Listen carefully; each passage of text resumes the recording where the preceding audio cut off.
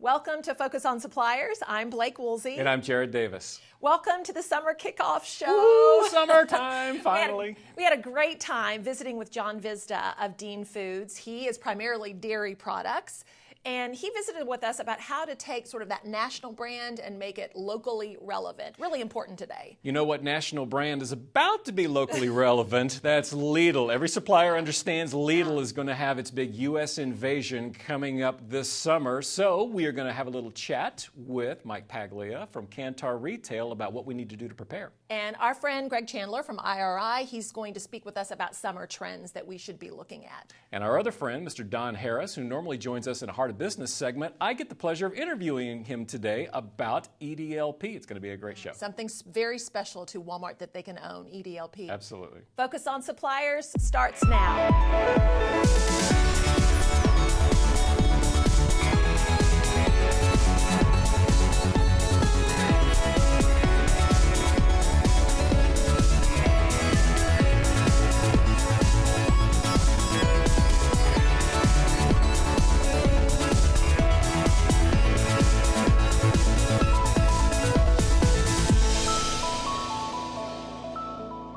Focus on Suppliers, brought to you by 8th and Walton, where suppliers learn fast and grow, and sponsored in part by Saatchi & Saatchi X, Case Stack, Excel Displays and Packaging, Mitchell Communications Group, and other outstanding companies.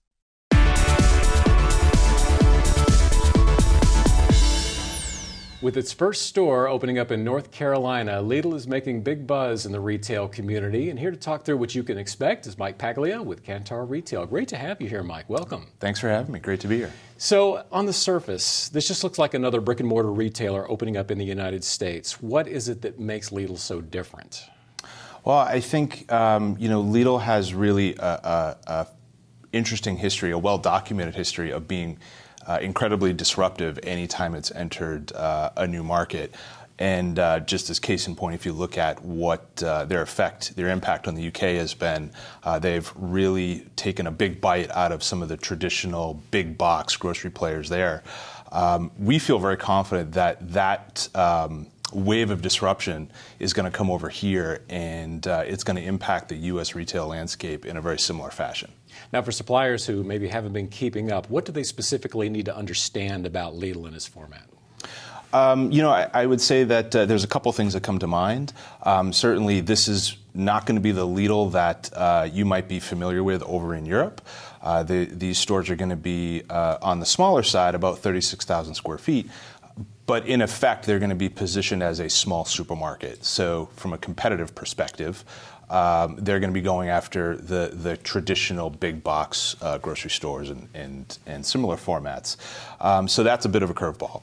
At the same time, Lidl is very adept at continually innovating and evolving its offer, and that makes them very much a moving target. So they can be a tough retailer to keep up with when they're literally changing day to day. Now, from your perspective, is the retail community ready for Lidl?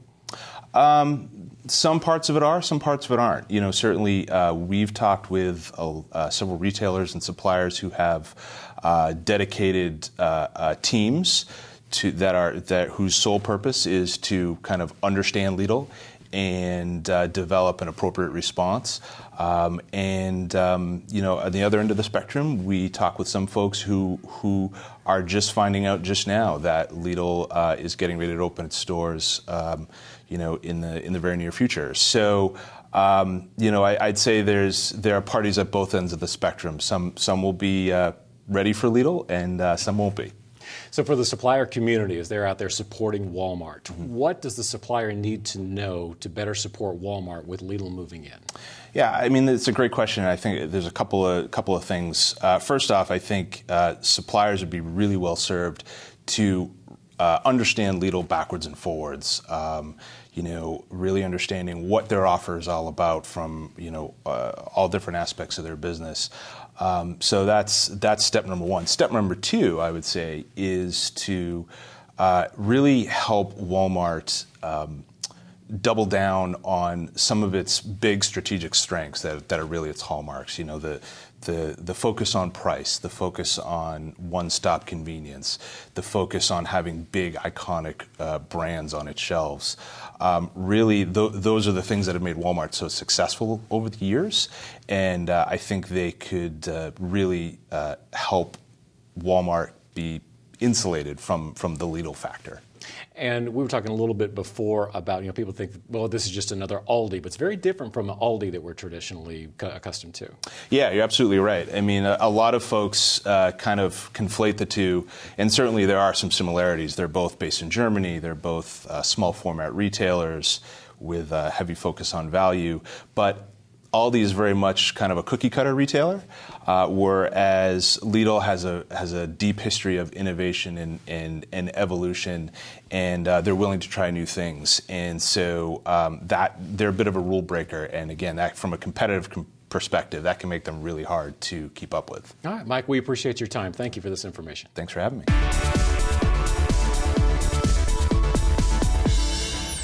This is an exciting year to be part of the supplier community supporting Walmart and Sam's Club. And it doesn't matter what initiative is happening, it always goes back to the customer. And in Walmart, that translates to EDLP, everyday low price.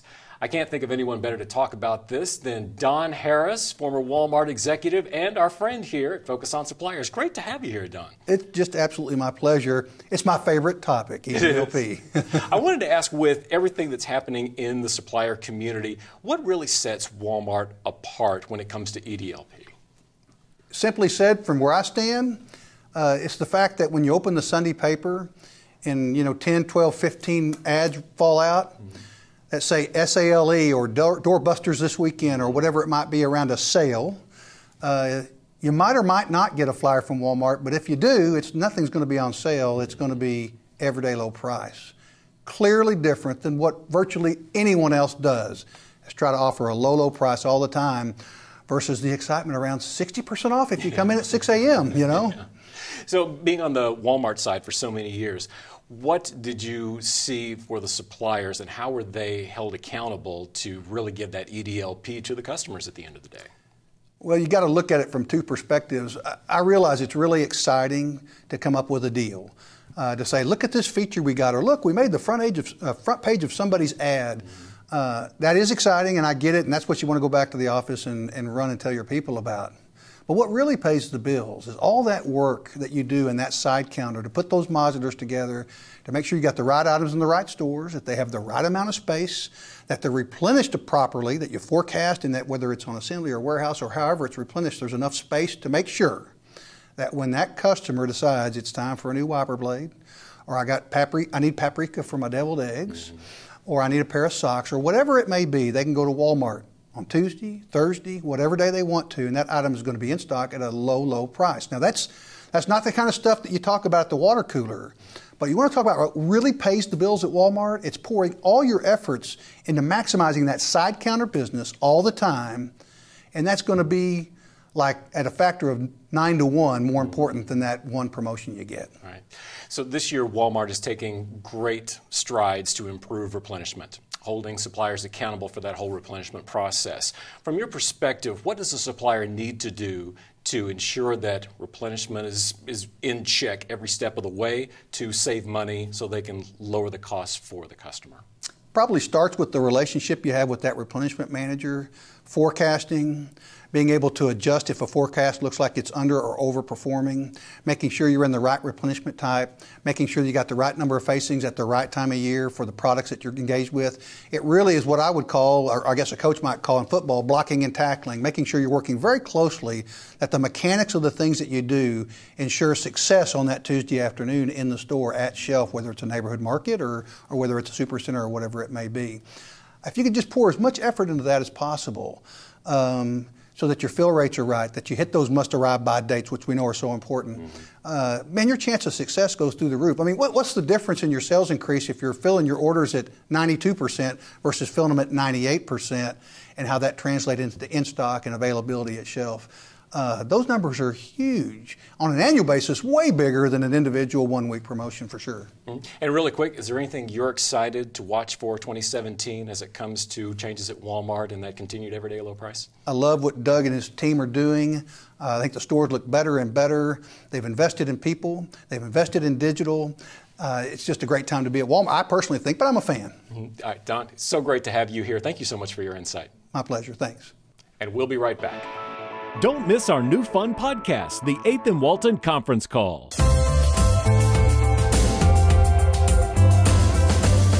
Summer's almost here, which means grilling season is upon us. And as marketers, our mouths are watering. Nope, not because we're thinking about burgers. It's because occasions like grilling season mean consumers are open to learning something new. From techniques for grill masters to products that help them be better hosts and hostesses, consumers are actually in a teach me mindset. And that's about as rare as I take my steak. Smart brands recognize occasions are rich territory for growing new users. So it's important to keep in mind how consumers seek out education and how that ties to the store. Physical presence in the retail space is crucial to your shopper marketing strategy, especially for smaller brands that may not have a big marketing budget. So the main takeaway, know the occasions you can associate with your brand and make sure your shopper marketing strategy reflects the opportunity. And as always, be creative. K-Stack, the leader in collaborative retail consolidation programs. We offer the supply chain expertise needed to navigate the challenges of selling products with the world's largest retailers. And we provide customers with a customizable, scalable, environmentally sustainable supply chain with the same advanced technology typically used by larger rivals. By leveling the playing field, K-Stack lowers distribution costs and increases overall margins. K-Stack, retail logistics is what we do. Are you a single parent with dreams of earning a degree or professional certification? Single Parent Scholarship Fund of Northwest Arkansas empowers families in Carroll, Madison, and Washington counties to become financially independent. A better, brighter future can be yours. Apply today at singleparentscholarshipfundnwa.org. Hey, suppliers, are you feeling confused? Does Retail Link have you a little frustrated? Or does your tight deadline get you stressed? Well, good news. You can get retail questions answered fast. In fact, you could do it right now. 8th and Walton Merchant Advisors are standing by to help you. It's all from your keyboard or your phone. Chat now at 8thandwalton.com/chat or call 479-715-6700.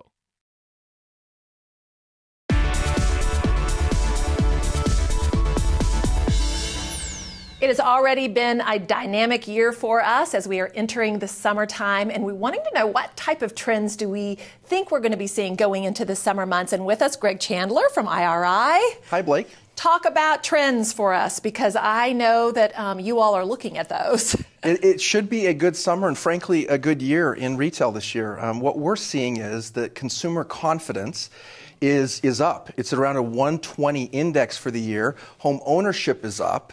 And so we see an expectation that retail sales are going to be up around 4% for the year. In spite of a little slow start to the beginning of the year, 4% is the projection on retail sales for the year. Well, that's great. Everybody loves hearing that. You say people are buying homes. That immediately makes me think about the fact that people are going to be outside. They're going to be grilling. Yes, true? Yes, and grilling is still a great national pastime here. And what we see is that the barbecuing is going strong, and the sale of smokers, small smokers is there. With one of the most interesting trends is that these amateur grillers are wanting to get professional results. And so what we see is innovation with things like Weber's iGrill that helps the amateur griller to know when the meat should be done and when the temperature should be done, so they can be off working on family things or having family time together. And so we see that professional results from amateurs as a trend. Yeah, when you're talking about grilling and smoking, sometimes I always think that that is like an all-day event. So that's wonderful that they have that to where they can sort of walk away and get some other things taken care of during the day. What are they putting on the grill? What are we seeing as trends? So what we're seeing is a little bit less in the red meat. The trends are declining as they have been for a couple of years. So that includes the hot dog categories down and some of the red meat categories down. But what is up are some of the meatless alternatives. So you may have even heard there's this trend of meatless butcher shops. that's happening around the country, it's because products like cauliflower burgers, veggie burgers, even portobello mushroom burgers are starting to trend because customers want alternatives to traditional red meat on their barbecues. And it sounds like a little bit of a healthier option, yes? It is. That's part of the equation. What I think is interesting is that they're using toppings as a way to get flavors, as a way to get more from it. And so we're seeing the majority of customers, 66%, say that they want to try new condiments this year as part of grilling. And so things like Korean barbecue flavors and Hawaiian barbecue as a way to bring variety to the barbecues, but they need help. And so the majority of customers say, give me food pairing ideas and help me know how to use this in the best way. That's how I want to serve my friends and family the best. That experimentation of trying new things and helping them. So for retailers, Memorial Day and July 4th are big. How do they compare to one another? They are big and they span the whole summer, but they're different. They're quite different. Memorial Day kicking off the summer, May 27th this year. That tends to be more of a casual and less planned activity. So if you're talking with your shoppers as much as a week before, that's okay. What we see in trends is a higher quality of meat. So steaks over-index in Memorial Day versus 4th of July.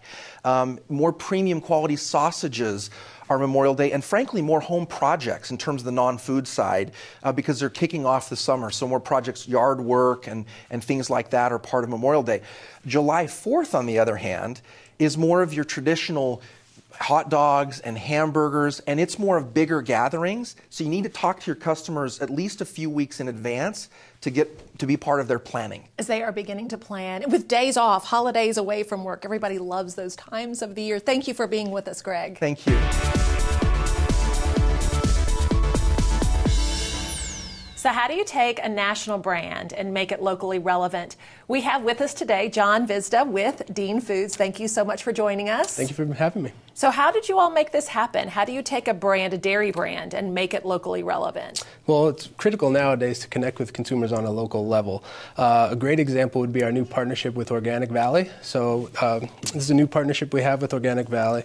And what they do great is that the farmer is the ambassador for the brand. So if you look at the packaging, these are actual farmers on the package that are part of the Organic Valley family of farmers.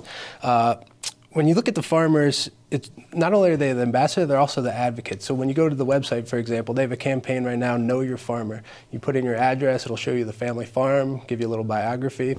The other thing we're doing is these farm discovery tours where we actually invite the local community out to the farm to meet the cows, learn about organic practices. There's activities and all sorts of fun family activities to get everybody fully, conscious of the benefits of organic farming and the benefits of the brand. I would imagine some of these farmers have been with this brand or been providing to their communities for a long time. Absolutely, yeah. So the Organic Valley farmer base, there's very little attrition in the co-op. They view it almost as a social experiment in that, they are committed to organic practices and it is a true team environment. I want to go on the tour and meet the cow. Absolutely. We'd love to have you. I want to go meet that family of cows.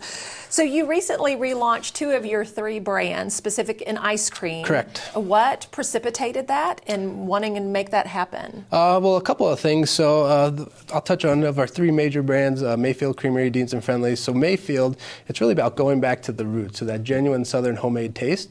Right now, key trends are clean label, fresh ingredients. So the Mayfield brand, no artificial growth hormones, fresh cream from our dairy, and it's going back to that roots in that the logo is actually from 1923 brought forward. That's the original Mayfield Creamery logo. So you have the challenge with many of your products that they're behind glass because they have Correct. to be in the freezer section or the refrigerated section. How do you make sure that it's compelling enough to attract that shopper? Well, that's why packaging plays a critical role in why not only are we relaunching Mayfield, we're also relaunching our Deans. It's really about interrupting the shopper, being that you are behind glass, so bright colors that stand out and attract their attention are first and foremost. You can see the bright blue in Deans, the Mayfield yellow, Friendly's red. So that's first and foremost. The second thing we try and do is obviously feature our items. So being that we are locally relevant, we try to leverage store of the community opportunities. All stores have roughly 20% of display for store choice, on promotional display, I should say. So we work with our local relationships. Some of our reps have been calling on stores for 20 years now. So we try and feature our items as often as possible. Wow, love hearing store of the community, because I know that's so important in the Walmart world. What would be a piece of advice that you might provide to our viewers on doing business with Walmart? I think right now it's really performance is king. So especially in our categories, refrigerated and frozen, space is at a premium. So you need to perform, when you get the opportunity to perform. I think the next thing would be, they will reward, Walmart's shown that they'll reward growth with, performance. John, thank you for being with us today. Thank you. We appreciate it.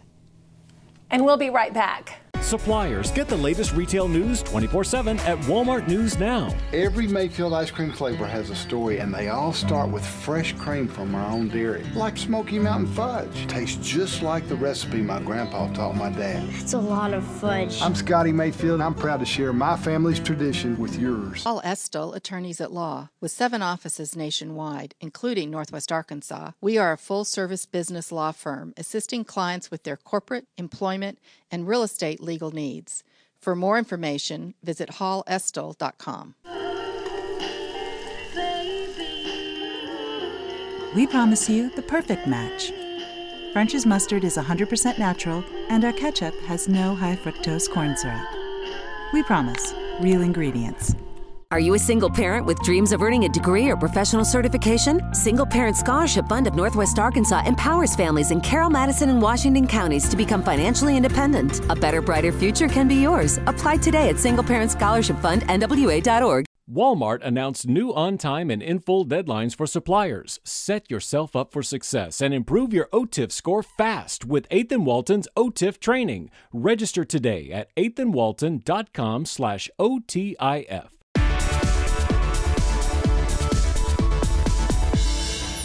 When it's time for summer, it's time to think about trends and what your customer wants. Now, that applies to many categories, especially when you're having fun outdoors with inflatable pools and beach balls and inflatable furniture for camping. And nobody knows that better than my next guest, Miss Emily Sheen from Bestway, is here to talk about some trends for this summer. Thank you for being here, Emily. Thank you for inviting me. Great to have you here. So as we're looking at summertime 2017, what are some of the hot trends right now? Well, what we have seen from here from the consumers, a lot of the Manilian liked very bright color, neon color, very fresh, stand out there, like neon oranges, neon green. Those are the hot trends that we've been seeing and hearing from the consumers out there. As you're planning year to year, how do you get inspired to follow trends for the category? We actually, our company does many different things. So we, conduct a focus group with the customers, inviting the customer out there, our target customer, and talk about our product, talk about what's in their mind, what they like, what they disliked. And we also manage an online a group as well. So we have actually a digital marketing person at work actually managing the online feedback. Nobody knows our product better than our customer that uses the product, and they will tell us what they like, what they disliked, and also they will tell us the ideas that they have, and we gather all those feedback, and then we also have marketing survey, so to kind of talk about what's the buying patterns, buying behavior from the customer's perspective, and then we get this all together, and then bring this back to our design group and product development from there. It's so amazing because with the social media and online, as you were talking about, you get feedback very quickly. So the trend can be on your desk in a moment's notice. With manufacturing in Asia, how do you turn it around so fast to stay on top of what's hot in the States? So one of the key things that Bestway do really well is flexibility. So we have in-house a creative design team that can help turning the trends, whatever we're seeing out there, working with our retailers, product design groups, and we turn that around in the design sheet really quickly, and then we get that to our Asia facility to get the manufacturing the sample, and the turnaround time is very short. I'm interested in your relationship with your clients. When you're talking about trends and what they expect to see on the shelves, is it Bestway going to the client and saying, this is what's hot right now, or do you have a client coming to you and saying, this is what we expect, to go out and execute, and how do you facilitate that relationship and provide your feedback? And that actually is both way. So if we see something out there that it's echoed through the customers, we'll bring that to our customers. And if the customer or the retailer saw something that's hot out there, that they will bring those ideas to us as well. So it's both way, and we also have sales reps that help bring the ideas back to us. And for suppliers and other categories, what can they take away from Bestway to facilitate that supplier relationship and stay on top of trends so well? So don't ever lose your sight of your end customer.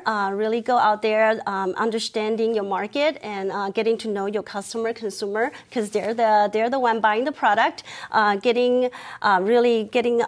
Also data analytic is pretty important too. So when you see the trend, you have the product out there, really understanding your data, and then help drive that decision-making process with the retailers. And Emily, is there anything you're excited about right now that may be coming out in the next few months? Any trends we can look forward to?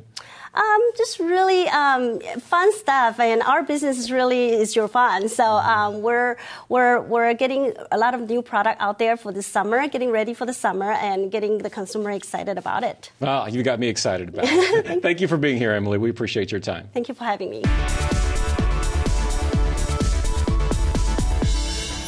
We have with us today Ryan Schemmel from French's. Thank you for being with us today. Thanks for having me. 3 ways in which you can win doing business with Walmart. What has French's experienced in this space? Yeah, so first is the product, first and foremost. So we focus on our product, providing the best possible quality product to Walmart. And we've actually rolled out a brand campaign called the French's Promise. And the French's Promise is all about real ingredients, great taste in the community. And you'll see a promise seal on all French's branded products throughout Walmart. And one of the things that's made that successful is it comes to life at the shelf. So it's not just a campaign that you hear, in the media. You actually see it in store, and it lives, and breathes every day at the shelf. And so ketchup is not something everybody always thinks about with French's. I mean, growing up, I'm like, that is mustard, but ketchup. Yeah, so ketchup actually helped us launch the promise. So ketchup, basically our goal was to be the only brand, or the only national brand in ketchup that only has a clean label offering. So our ketchup is no high fructose corn syrup, no corn syrup. We're now non-GMO. We're actually the fastest growing ketchup in the market. So what we found is that as we've kind of taken, call it the bad stuff, out of some of our products, the true taste of the product comes through a little bit cleaner. It looks more pure. It looks more vibrant. And that's what's drawn people back to buy it and serve it to their kids and to their family. Better for you, and it tastes good. Better for you, and it tastes good. It's got to taste good. Or they're not going to come back. Yeah. So I think about this from a shelf perspective, but I know that you have to play in the digital space with the digital transformation, especially with how strong an emphasis and a lean is for Walmart right now there. What are you all doing? Yeah, so one of Walmart's challenges to suppliers was help with search. Doug McMillan asked for that. So we've really put the investment and time and energy into getting our digital presence right with Walmart.com.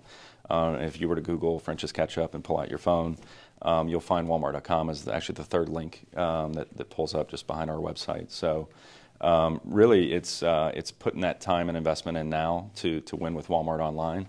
And then the promise kind of plays well into that as well, because people want to know what's in their product. And sometimes, as they're making that digital purchase, they're going to research that online. And we're proud of our ingredient statements. We're proud of the promise. And we don't have anything to hide, so we certainly want to put all the information possible online. So what's a third thing? Product, digital? Yeah, recipes. So we've got an in-cap TV that's live in Walmart today called a spicy jalapeno slider, and we've got a new product called crispy jalapenos, which we're featuring in the recipe. So it's something new, it's something different. It's not your usual hot dogs and hamburgers, and then it drives some excitement into these categories and people trying some different things at home, and that's what these categories really need, is some innovative recipes to drive usage and excitement. Ryan, thank you. We're grateful for you being with us. Thank you. And we'll be right back. Connect with us online. Follow 8th and Walton on Facebook. Our guests enjoy staying at the 21C Museum Hotel and hosting dinner, meetings, and product launches there. So that was our summer kickoff. All right, what did you learn? This is the first one for the summer, so what was your favorite takeaway? Well, I would like to say trends are all about ice cream because I love ice cream in the summer. I really enjoyed visiting with John Hvizda of Dean Foods and learning how they're engaging with that customer at the local level and what they're doing. I love the truck. I love being able to go online and find out who your farmer is near you. I really bringing back sort of this nostalgia, even with their brand. Yeah, big with the millennials. The millennial generation loves nostalgia right now. I like they're playing LPs. Who knew they would play vinyl again? That's long play, in case you've heard LP. I love talking with Mike Paglia this week because I think this Lidl is going to be a bigger deal than a lot of people think that it's going to be. They've got their first store going into North Carolina, but if you've been keeping up with the trends, they are looking at areas also around Ohio, and they're going to expand with about 20 stores throughout the rest of the year. So it'll be really interesting to see how this happens. Absolutely. And what goes on. Join us next week on Focus on Suppliers.